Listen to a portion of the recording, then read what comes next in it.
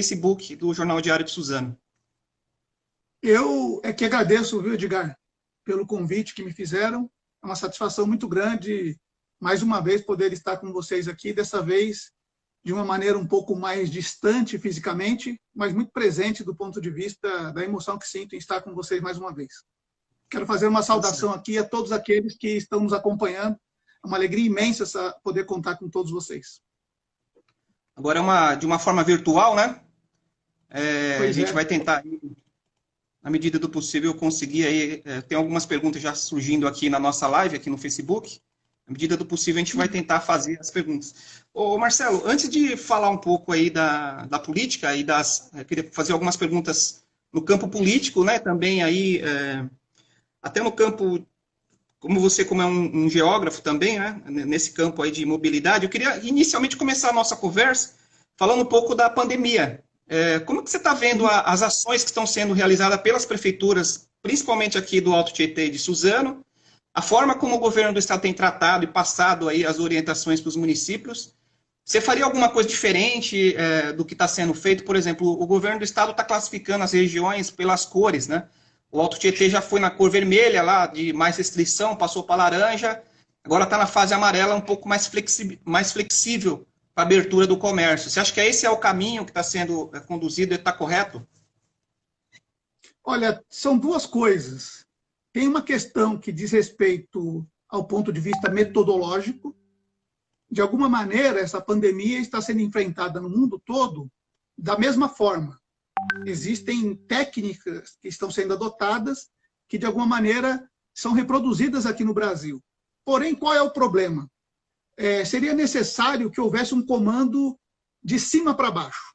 O Brasil é um país muito grande, muito complexo, ele tem diferenças regionais muito importantes, daí a necessidade de uma ação do governo federal para que ele pudesse, dessa maneira, orientar as ações nos estados e, consequentemente, orientar as ações nos municípios. Mas não existe essa verticalização na ação do enfrentamento ao coronavírus. Então, isso fez com que cada estado tomasse a sua própria iniciativa. O governo federal, na figura do presidente Bolsonaro, acaba, de certa forma, sabotando as políticas que são implementadas pelos governos do estado, como, por exemplo, quando veta leis que obrigam o uso de máscaras. Aliás, uma lei nacional aprovada de forma bastante atrasada em relação aos próprios estados e municípios também, que se adiantaram. E, por consequência, os municípios ficam muito a reboque dos estados. E não tem também, na lógica da regionalidade, um debate que possa ser uma síntese da ação possível do ponto de vista regional. Então, eu acho que, do ponto de vista do enfrentamento, nós estamos muito longe de dar uma resposta eficiente. Tanto é verdade que a pandemia aqui no Brasil ainda é sentida e o platô tão esperado por todos os governantes ainda não foi alcançado. Com a abertura agora autorizada por essa nova classificação dos municípios, há uma possibilidade de um aumento do contágio, porque, infelizmente, nem todo mundo consegue cumprir a quarentena. A atividade econômica vem muito comprometida e isso acaba gerando a necessidade de chamada dos seus funcionários para manutenção dessa atividade econômica, para evitar falências e fechamentos de atividades. Então, por tudo isso, infelizmente, o Brasil, acompanhado dos Estados Unidos, acabam sendo os dois piores países em termos de eficiência no combate ao coronavírus. Um comando central, nacional, que deliberasse para os estados e municípios. Eu acho que cada um está fazendo individualmente sua ação de combate. Olha, existe uma coisa que eu compreendo perfeitamente e sou solidário com a atividade econômica, por exemplo, todas as atividades econômicas. Mas vamos imaginar a seguinte situação.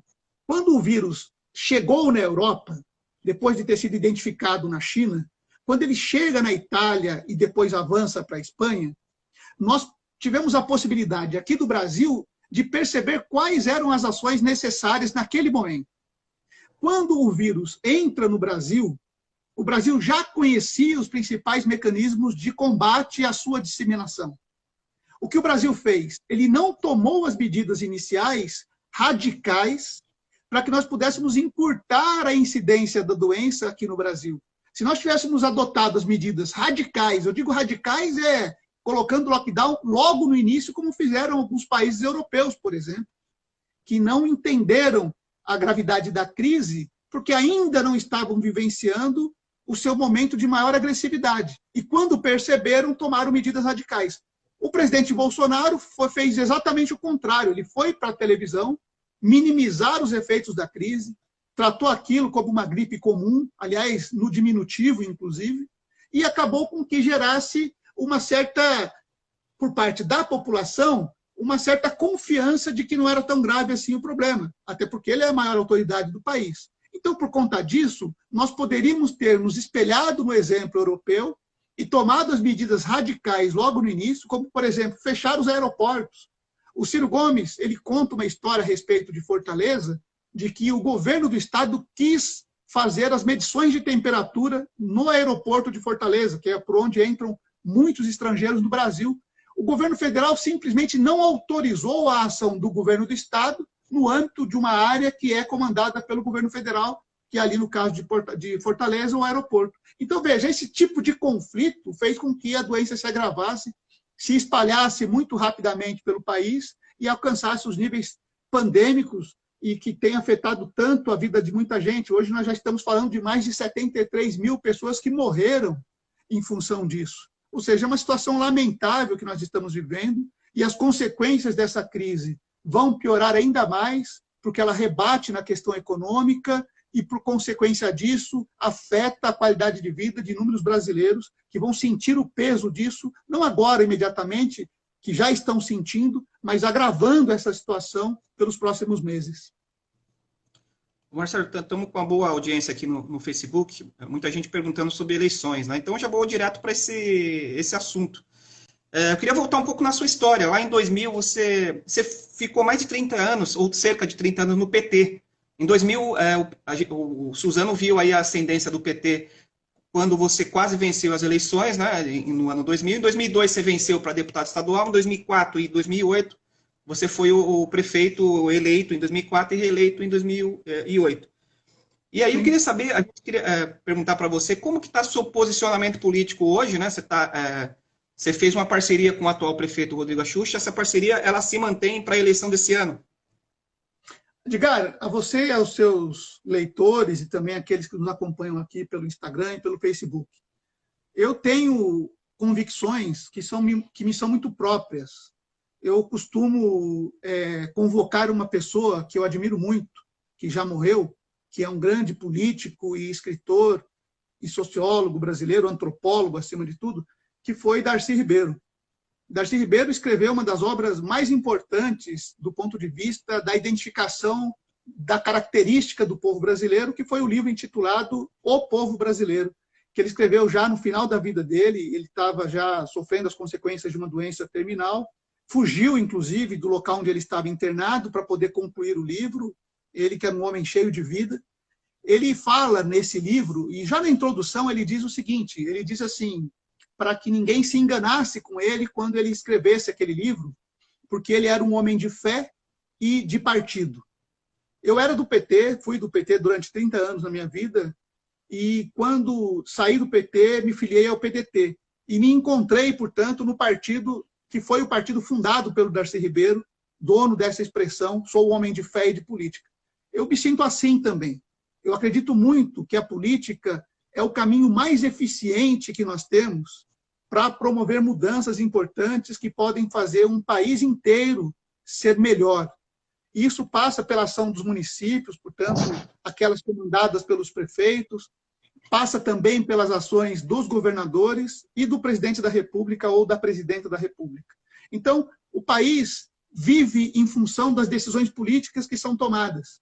E eu sou uma pessoa contagiada pela ideia da política como uma ferramenta importante para se promover coisas. Eu, quando fui prefeito, procurei administrar a cidade com um foco totalmente diferente daquele que vinha sendo administrado anteriormente. Suzano é uma cidade que cresceu de forma vertiginosa durante um período muito curto. A cidade de São Paulo, quando se expandiu do ponto de vista da sua capacidade de oferecer território para atividade econômica, acabou impulsionando os municípios ao redor para o recebimento dessas atividades, principalmente industriais. E Suzano foi fortemente beneficiada pela expansão da indústria, e isso fez com que a cidade crescesse de forma muito rápida em poucas décadas. Então, Suzano foi uma cidade pequena durante muito tempo, e depois ela acabou se transformando numa cidade muito grande, que ocupa quase os seus 205 quilômetros quadrados. Só que a periferia da cidade sempre foi deixada de lado. A gente tinha noção de que o centro da cidade era o que importava. Tanto é verdade, Edgar, que se você conversar com muita gente que mora em bairros da cidade, as pessoas vão dizer assim quando vão até o centro: ó, eu vou para Suzano. Porque as pessoas têm uma ideia de um certo não pertencimento na sua própria cidade. O extremo norte da cidade também é Suzano, assim como o extremo sul, o extremo leste e o extremo oeste. Todos os extremos são de Suzano. Então, eu governei com muita preocupação em garantir qualidade de vida nessas regiões. Tanto é verdade que, em termos de pavimentação, por exemplo, eu sou o prefeito que mais fez na cidade e não haverá como alguém me ultrapassar, porque eu recebi Suzano com 35% de ruas pavimentadas e, ao final de 8 anos, entreguei a cidade com 70% de ruas pavimentadas. E só não fiz mais porque, evidentemente, não coube no tempo e nem no orçamento. Mas, de qualquer maneira, é pela política que eu pude deixar o testemunho de alguém que soube investir na periferia, mas que também investiu no centro. Por exemplo, só para não me alongar mais, porque eu já estou tomando muito teu tempo nessa resposta, mas, por exemplo, eu fiz uma consulta internacional, abri um processo licitatório para que Suzano pudesse ter uma universidade do porte da Unipiaget, que está presente entre nós hoje. Muita gente não acreditava que eu fosse capaz, enquanto prefeito, de atrair uma universidade para o nosso município. E isso aconteceu. Então, por isso, a cidade ganha um outro patamar, e esse outro patamar foi aquele que deu as condições para que, na sequência do meu governo, muitas obras pudessem ser concluídas. Então, muito do que eu fiz ao longo de 8 anos continua se materializando até hoje. Olha só, quase 8 anos depois, obras que eu iniciei, projetos que eu desenvolvi, recursos que eu busquei, continuam atendendo a cidade. Isso é governar por longo prazo, não só pensando no calendário eleitoral, mas, sobretudo, no futuro da cidade.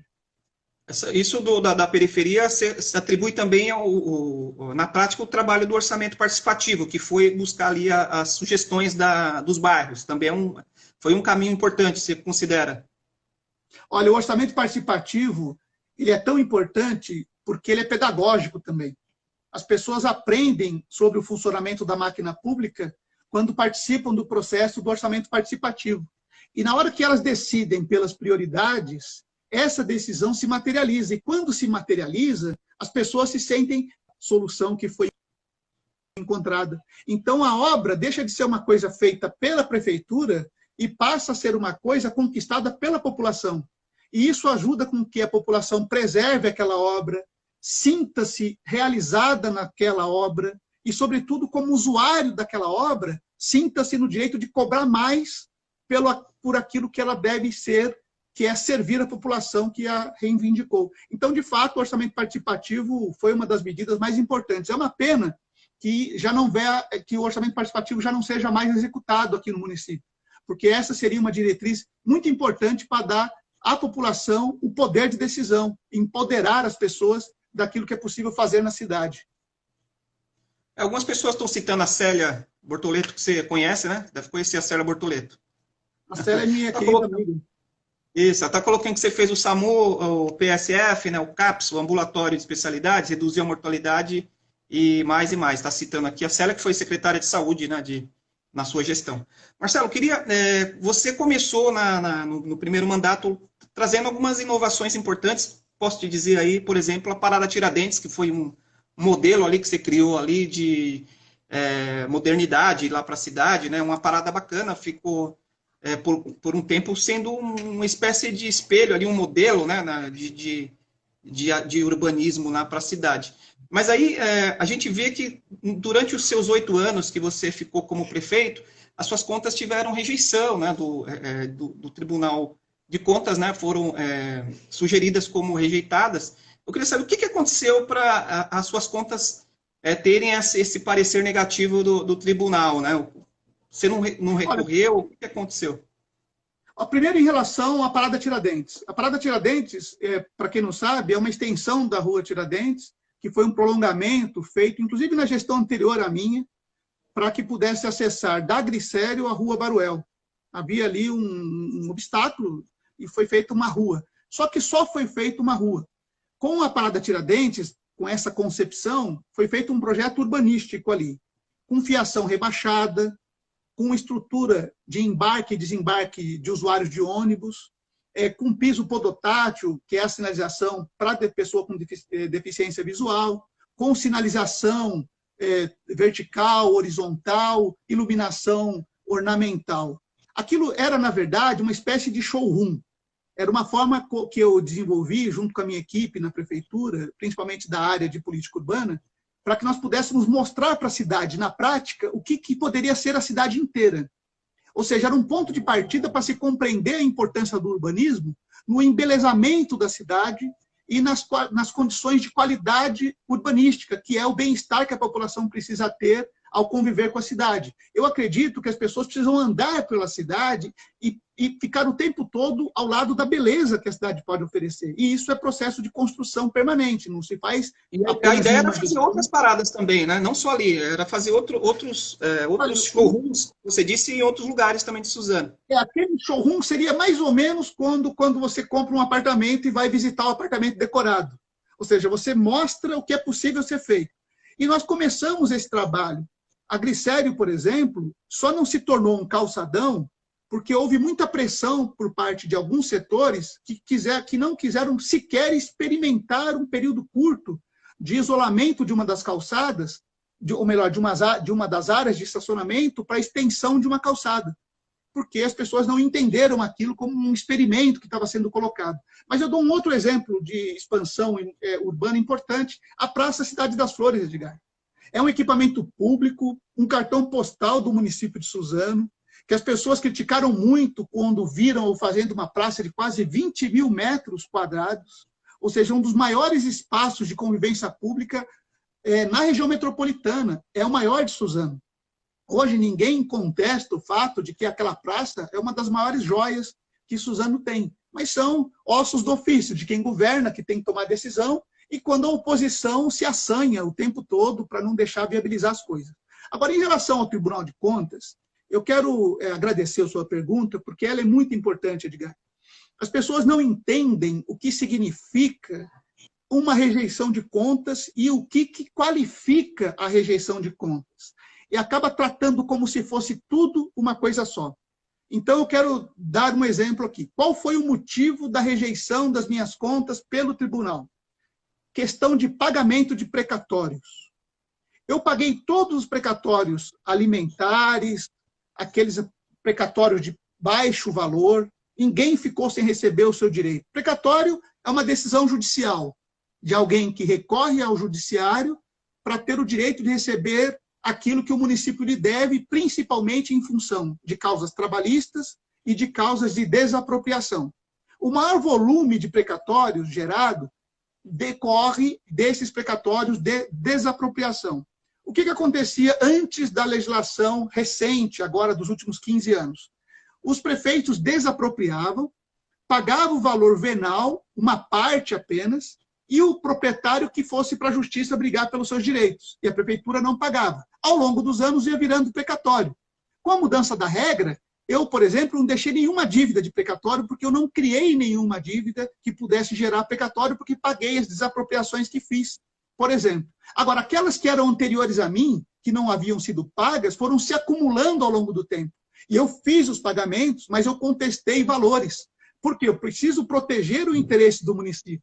Não é porque uma conta se apresenta para você como de 7 milhões, por exemplo, que você vai pagar 7 milhões. O prefeito tem o direito de dizer, mas por que 7 milhões uma conta de 20 anos atrás?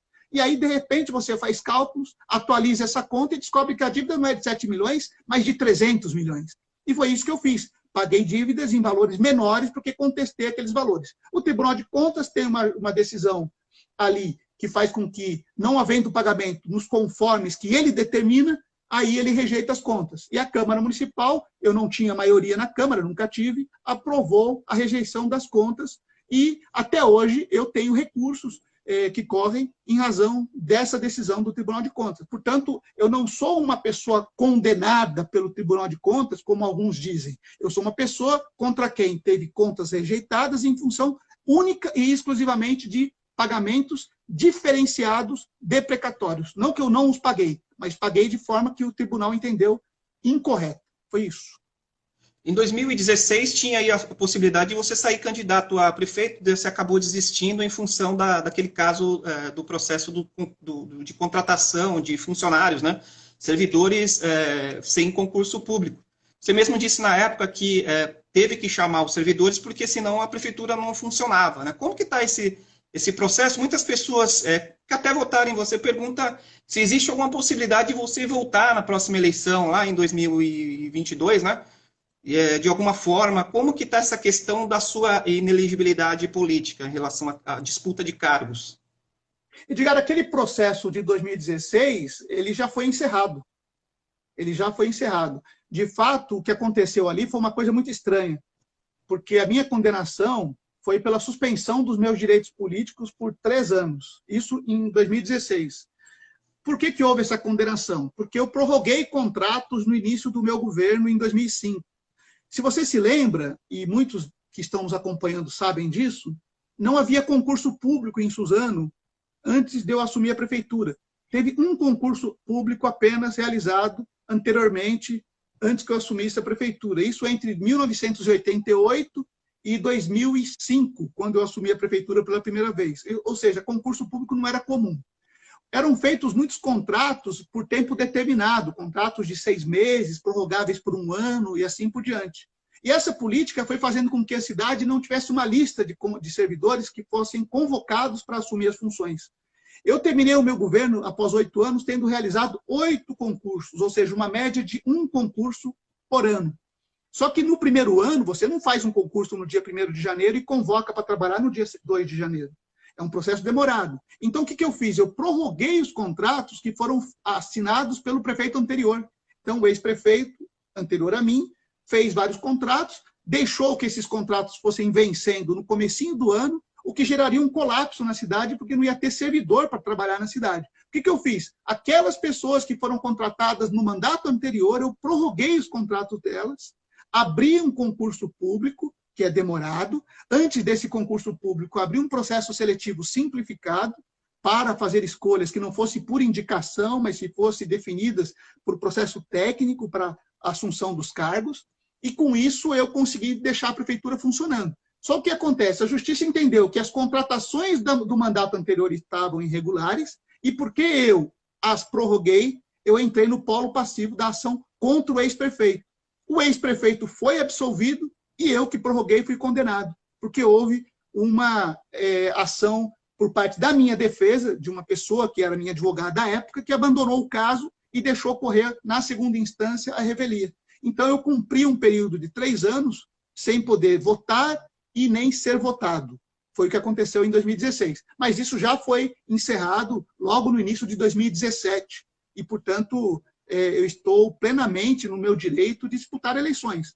Posso sofrer impugnações propostas por cidadãos ou pelo Ministério Público? Posso, mas podendo sofrer impugnações, eu posso também me defender.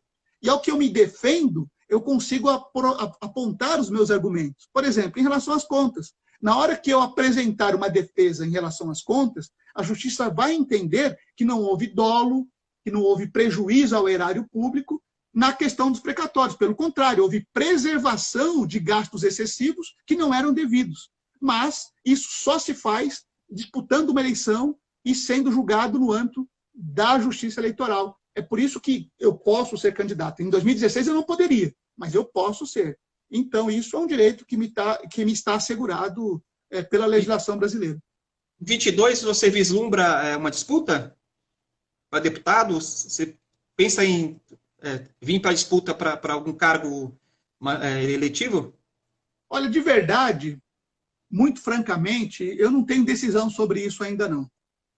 Eu acredito que as coisas são muito dinâmicas, a política brasileira passa por um momento de crise profunda.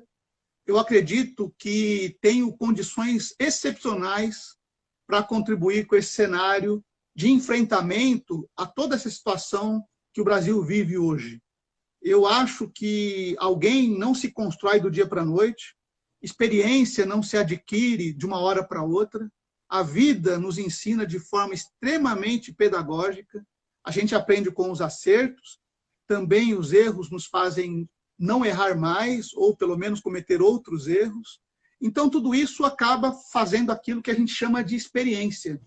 E experiência, para mim, não só rima, como tem tudo a ver com esperança. Porque a experiência gera esperança.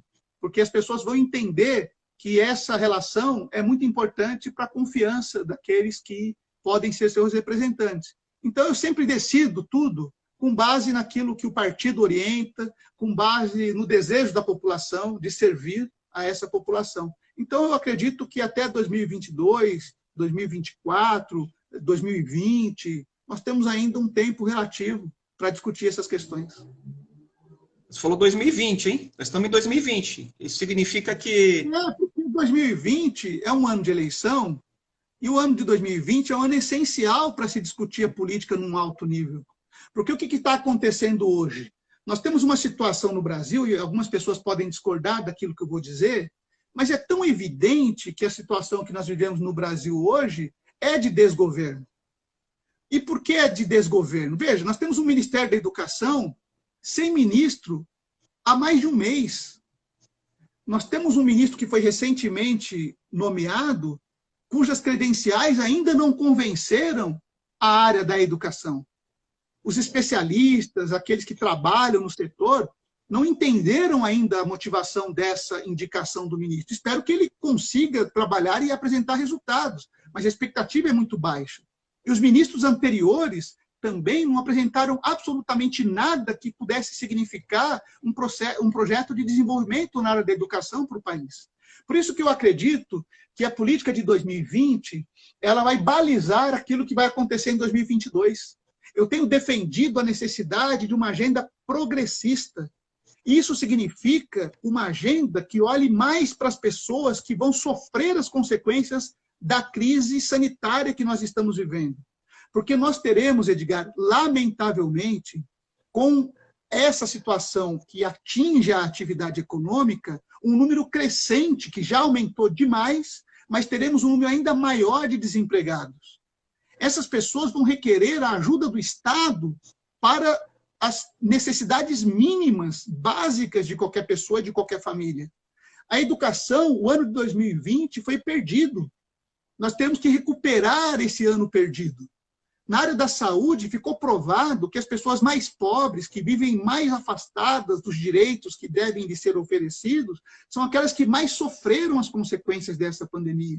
E se nós fizermos um recorte racial, a população negra do país inteiro foi a mais afetada. A população da periferia foi a mais afetada. É um vírus que veio pelos aviões de quem tem a oportunidade de conhecer outras partes do mundo e que contaminou aqueles que sequer chegaram perto de um aeroporto. Ou seja, de uma injustiça brutal. Não a doença que contamina um e não a outro, não é disso que eu estou falando, mas dessas pessoas que estão à mercê de decisões políticas. Então, a agenda de 2020 será determinante para as consequências do que nós veremos em 2022. Por isso que eu digo que o ano de 2020 é a eleição das nossas vidas. A decisão que for tomada em 2020, em qualquer município dos mais de 5 mil municípios brasileiros, vai balizar o nosso Brasil de 2022. A pandemia mostrou bem a desigualdade, né, no país, né? Mostrou como o país é totalmente desigual, né? Como existe esse problema sério no país, né? Igual você falou aí. Olha, a gente vinha denunciando isso e perceba um detalhe importante. Quando eu investi na saúde, e a Célia, que você citou aí, foi minha secretária, e durante 8 anos nós trabalhamos de uma maneira intensa para que nós pudéssemos oferecer serviço de saúde. Se você pegar os índices de mortalidade infantil, nós baixamos para menos de 2 dígitos os índices de mortalidade infantil no município, que é um dos demonstrativos mais eficazes, reconhecidos pela Organização Mundial da Saúde, como política pública na área. nós conseguimos ampliar a rede de atenção básica no município em lugares que não tinham sequer um posto de saúde, que as pessoas, como chamam as pessoas, uma unidade básica de saúde. Nós conseguimos também uma conquista importante, pouco compreendida no tempo, que é o Hospital Federal, por exemplo, que é uma obra que deve ser retomada, mas que foi prejudicada por uma decisão que quase ninguém cita. Quando Michel Temer assume a presidência da República, ele congela os investimentos na área social por 20 anos. Ou seja, algo que foi aprovado pelo presidente Lula, passou pela presidenta Dilma, veio para o município, quando deixei a prefeitura, a obra estava sendo licitada. Ou seja, o prédio ia ser construído. Mas aí termina o meu mandato. O meu sucessor, ele simplesmente resolveu trocar a área do hospital. Não sei se todo mundo se lembra, mas era ali, na SP66, bem numa localização adequada entre municípios, porque seria um hospital regional. Aí trocaram a área para que pudesse reiniciar o processo do hospital, do projeto à reivindicação junto ao governo federal. Ou seja, provocou um atraso brutal nesse empreendimento. E aí, até que se refaz tudo isso, foram 4 anos perdidos, e depois outras contingências que aconteceram que atrasaram a obra. Mas veja que isso foi investir, como o SAMU, num projeto de saúde da população de Suzano. E foi um esforço brutal, um esforço muito grande, do qual me engrandeço muito, e agradeço muito a Célia e toda a equipe que ela conduziu quando foi a nossa secretária de saúde. Eu considero a Célia uma das pessoas mais preparadas na área da saúde que tem no Brasil, e não é exagero isso que eu estou dizendo, porque ela foi reconhecida como tal quando foi convidada para ser secretária adjunta da saúde da cidade de São Paulo, por alguém que era secretário e tinha sido ex-ministro da saúde, que foi Alexandre Padilha. Nesse assunto que você está tocando aí, o nosso amigo jornalista Marco Aurélio Sobreiro está perguntando como que você vê a importância do SUS no combate à pandemia, né? Está perguntando, é um assunto que você está tocando aí, né? Queria saber qual que é a sua opinião. Olha, eu vou fazer uma comparação sobre aquilo que acontece nos Estados Unidos. Nos Estados Unidos não tem um sistema único de saúde como esse que temos aqui no Brasil. Lá nos Estados Unidos, uma pessoa que sofre o contágio do coronavírus acaba ficando doente e muitas vezes prefere não procurar o serviço de saúde, por 2 razões. A primeira, o custo do serviço de saúde, e a segunda, havendo o falecimento daquela pessoa, a conta do hospital é repassada para a família. Então, tem gente que não procura o serviço de saúde, porque ele não é universalizado. Quando você tem um serviço universal, o que isso significa? Significa que qualquer cidadão tem direito, não importa o tamanho, a cor, a raça, a profissão, a idade, nada. A pessoa tem esse direito. Foi uma das maiores conquistas. Muitas vezes o SUS sempre era atacado porque não funcionava, etc. e tal, mas pouco se discutiu, por exemplo, a questão do financiamento. Porque o SUS ele funciona de uma regra, ele tem uma regra que é também de compatibilidade de entes federativos, ou seja, a União tem papel, os estados têm papel, o Distrito Federal tem papel, os municípios têm papel. Cada qual faz os seus pactos e o investimento chega com recursos desses 3 entes. Então, o financiamento é sempre abaixo daquilo que é necessário. Mas o sistema em si é de uma eficiência gigantesca e é exemplo para o mundo todo. O próprio presidente Barack Obama não conseguiu, não logrou nos Estados Unidos algo parecido, mas se inspirava nesse modelo brasileiro de atenção universal. Então, de fato, a pandemia acabou demonstrando que o Brasil só não foi numa situação pior do que nós estamos porque o sistema é universal, porque as pessoas têm direito ao acesso público, gratuito, e tem porta de entrada, e tem também os locais de encaminhamento dos pacientes. Marcelo, eu queria voltar aqui para Suzano. Umas 3 semanas atrás, aí, causou um alvoroço, um encontro que você teve com o Jorginho Romanos, que é o presidente do DEM, que é o principal assessor do seu rival político, né? Eu digo rival político porque vocês são 2 lideranças em Suzano, né? Causou um certo alvoroço, algumas pessoas chegaram a dizer que você estava tendo aí uma aproximação com o Estevão Galvão, né? Você já desmentiu isso em outras entrevistas, eu vi que você desmentiu. Mas eu queria saber como que foi essa conversa com o Jorginho Romanos, o que vocês trataram aí nessa reunião, entre aspas, aí, esse encontro, na verdade, que vocês tiveram? Olha, eu vou te falar uma coisa.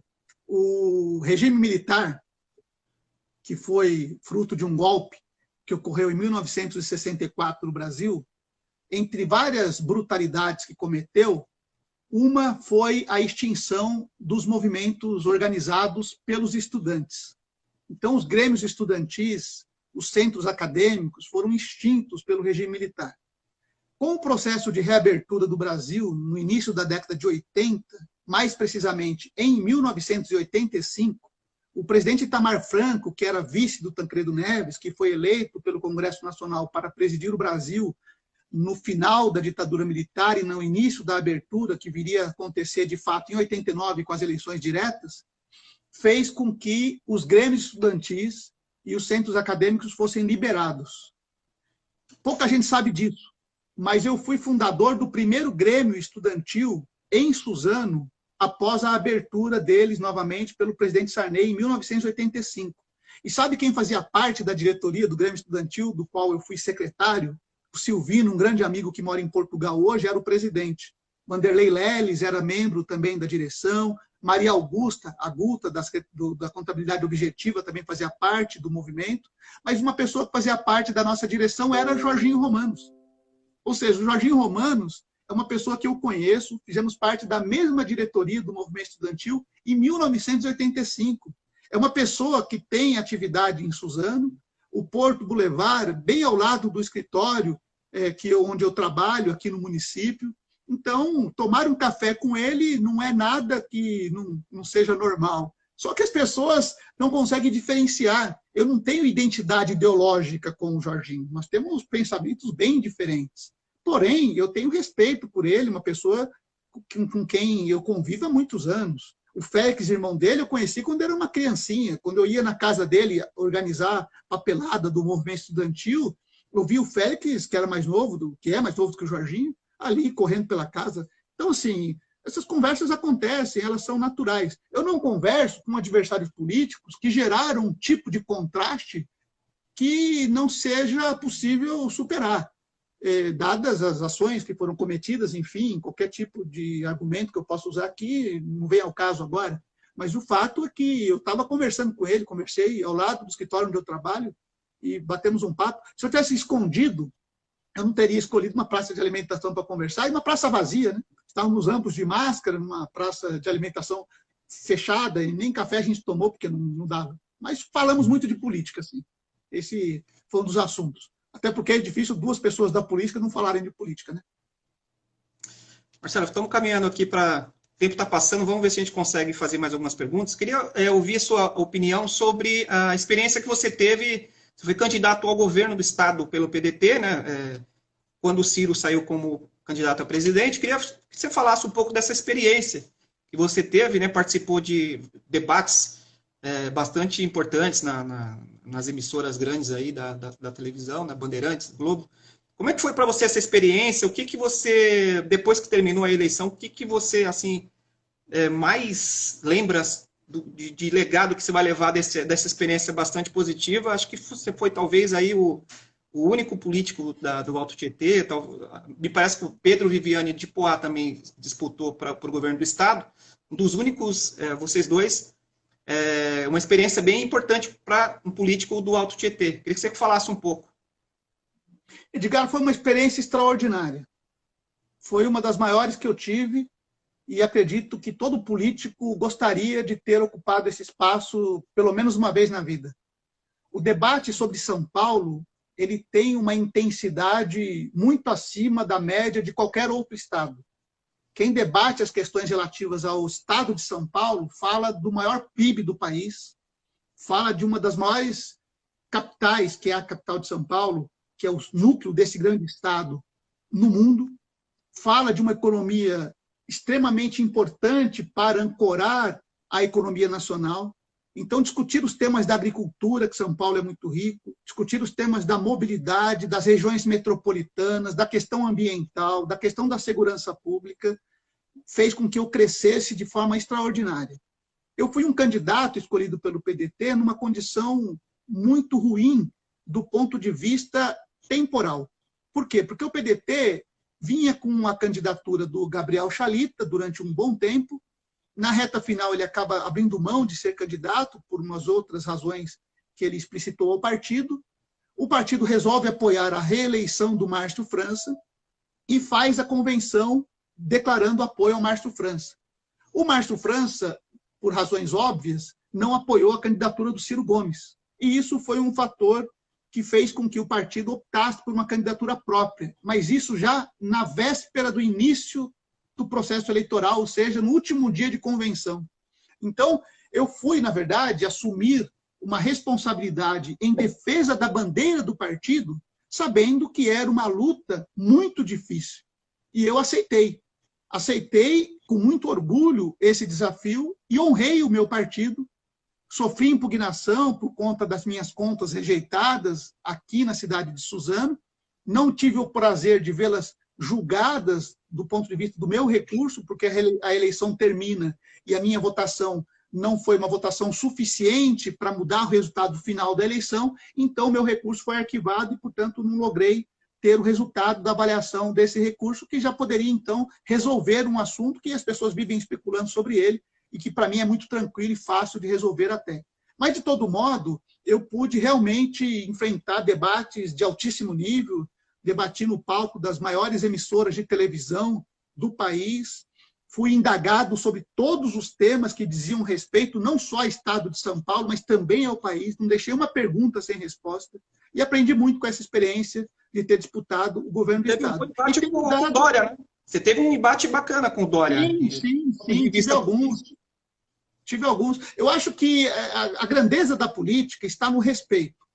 Você pode disputar uma eleição, ter um adversário oposto a você em todos os sentidos.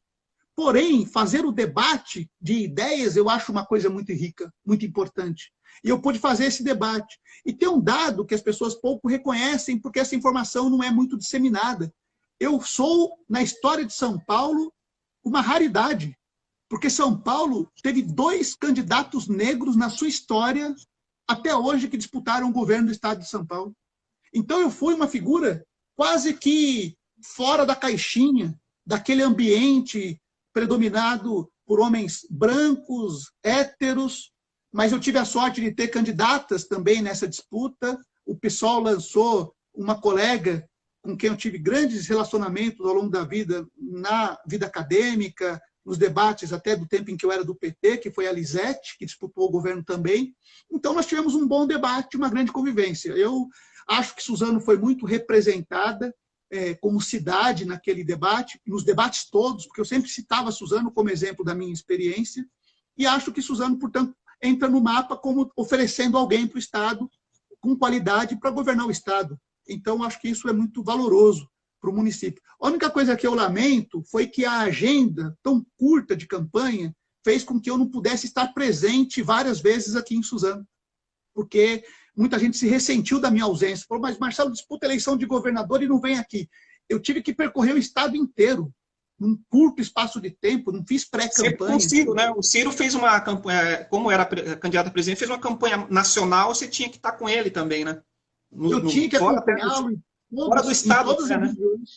Não fora do Estado, mas no interior do Estado, nas regiões metropolitanas do Estado, enfim, o tempo todo. E eu carregava muito a simbologia da bandeira que o Ciro empunhava na campanha presidencial e tive que falar de previdência pública, de previdência social, tive que falar de questão ligada à macroeconomia. Então, tudo isso fez com que eu fosse exigido demais. Hoje eu conheço mais a vida pública, conheço mais os mecanismos de gestão, porque eu sei o que é ser deputado, que eu já fui, sei o que é ser prefeito, que eu também já fui, e me preparei para ser governador do Estado de São Paulo. Então, eu tenho um preparo, graças a Deus, acima da média, dadas essas exigências que a vida me trouxe.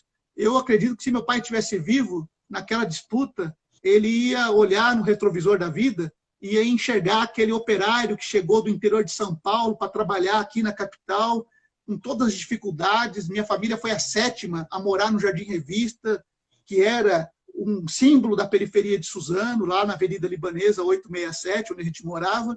E, de repente, meu pai, se tivesse tido a oportunidade de me ver nos palcos das grandes emissoras de televisão, debatendo o Estado de São Paulo e o Brasil, ele teria tido a certeza de que valeu a pena o caminho que ele traçou. porque se eu consegui isso, foi porque ele abriu todos os caminhos que eu pude percorrer depois.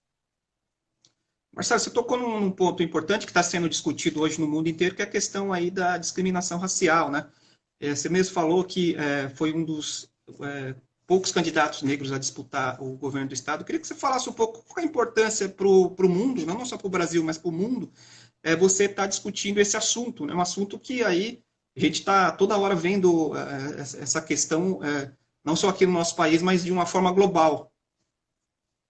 Pois é, essa questão tem sido atualizada com o uso da expressão racismo estrutural. E isso tem uma importância enorme para o entendimento sobre o que isso significa. Porque, às vezes, as pessoas entendem que o racismo é apenas a manifestação de ofensa contra alguém negro, homem ou mulher. A pessoa acha que isso é racismo, ou seja, uma ofensa direta, dirigida a uma pessoa. Não é só isso.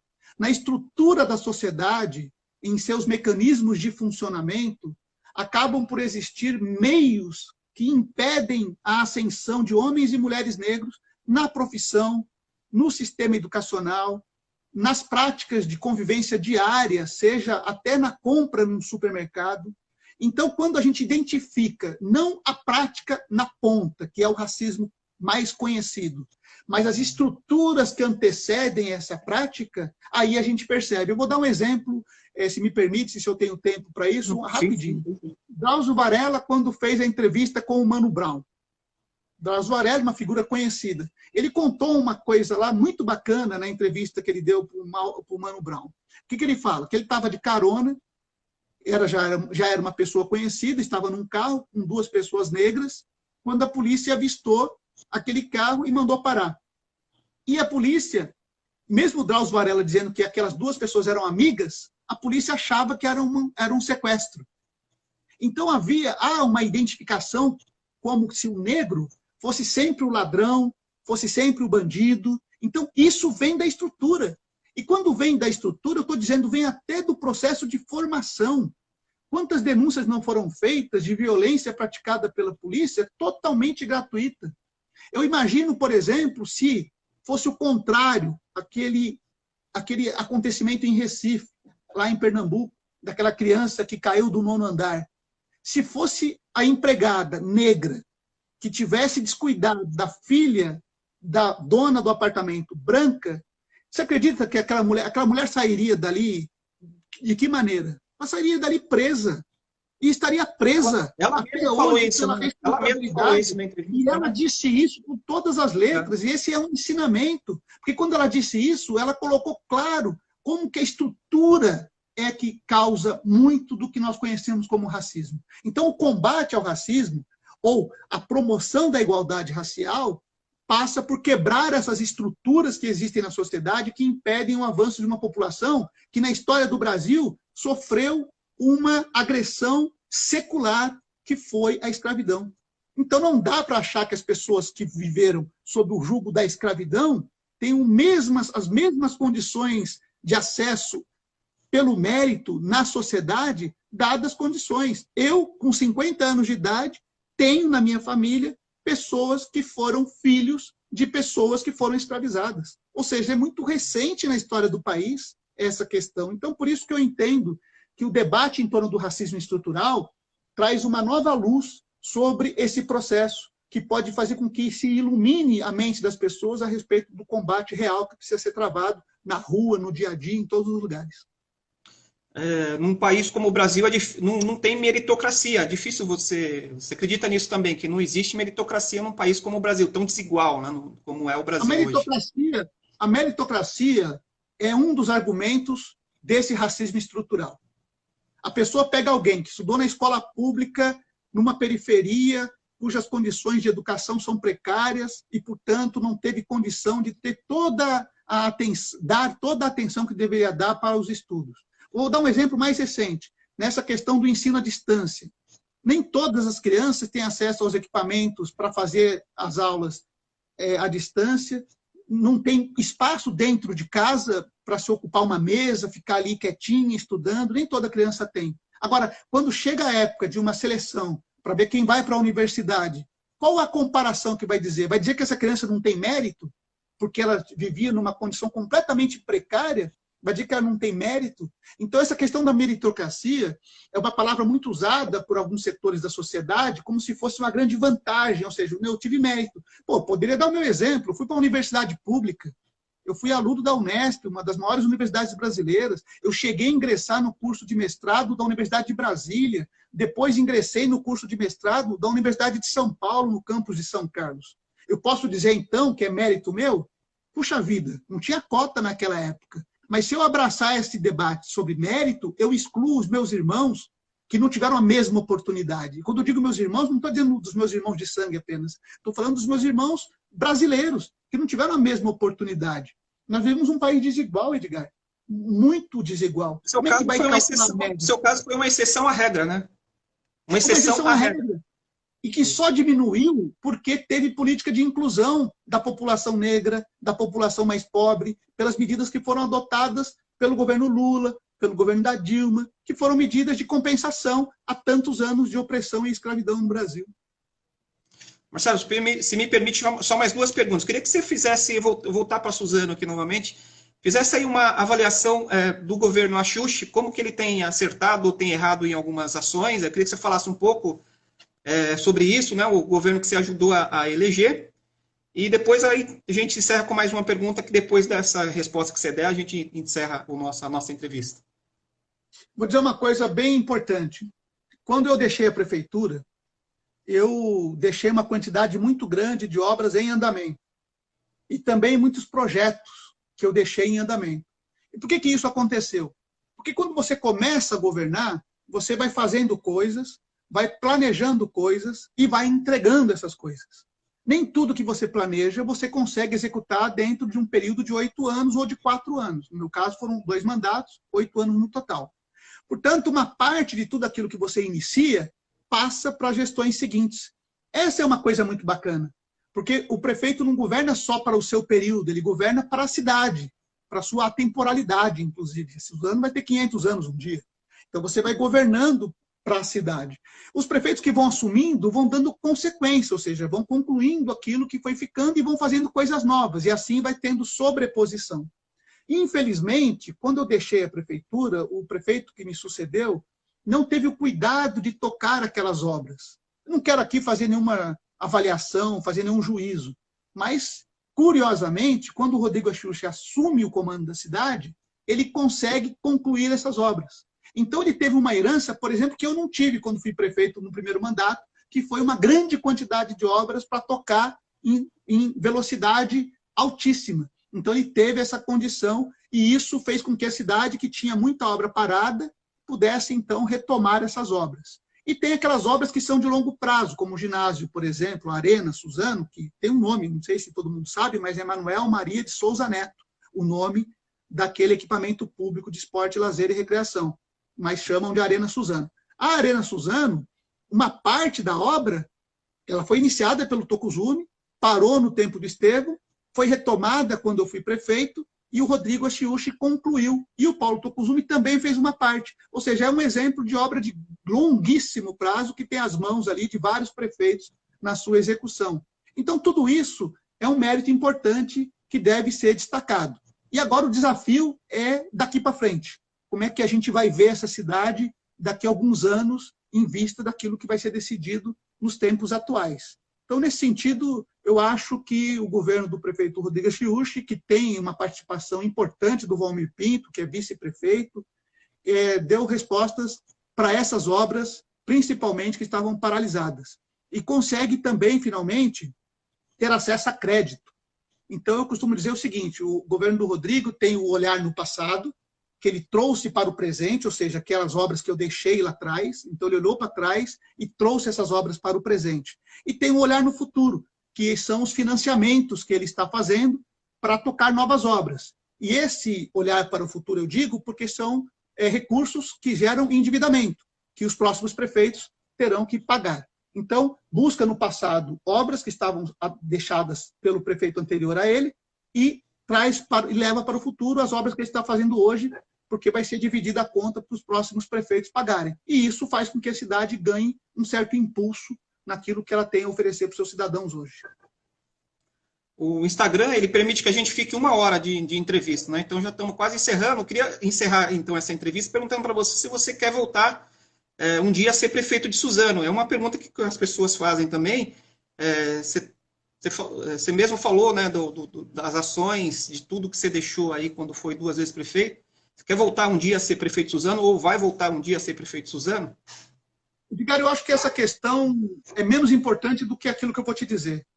Eu gostaria muito de voltar a ter influência na tomada de decisões que Suzano tem que tomar todos os dias. Porque quando você tem influência, quando você é ouvido, quando você pode ajudar, não importa se você é o prefeito ou não. O ruim é quando você não consegue ter o olhar de quem governa, o ouvido de quem governa, para aquilo que você pensa, para que você possa, mesmo não sendo prefeito, possa contribuir. Quando eu fiz a transição com o Tokuzumi, eu dei a ele todas as informações de que ele precisava, todas as fontes de recursos que estavam em andamento, todos os códigos de acesso aos ministérios, para que ele pudesse dar continuidade. Porque uma obra, ela se materializa, não importa em que tempo. O importante é que a cidade tenha esse benefício. Então, ser prefeito é uma coisa que muito me honrou. Tenho o maior orgulho de ter sido prefeito de Suzano. Fui também uma exceção na história de Suzano, sendo prefeito nas condições que fui. O primeiro cara que veio da periferia para ser prefeito de Suzano. E tudo isso acaba sendo um elemento importante nesse processo todo. Então, assim, eu desejo muito poder contribuir para que a cidade possa, com a minha experiência, com tudo aquilo que eu vivi, passar pela sensação de uma grande ajuda. Eu sou uma pessoa entregue para Suzano, ou seja, estou à disposição da minha cidade. Marcelo, queria te agradecer, muito obrigado pela entrevista, bastante importante a sua entrevista, esclarecedora. Queria agradecer a todos os internautas que participaram conosco, aqui a nossa audiência aqui no Facebook, foi bastante boa, né? Eu queria que você encerrasse, desse uma mensagem final para a gente encerrar a entrevista, já te agradecendo mais uma vez. Olha, eu quero muito agradecer pela oportunidade que você me deu de falar com todos aqueles que acompanham as notícias que vocês transmitem, dizer que é uma honra muito grande poder influenciar no pensamento sobre uma cidade.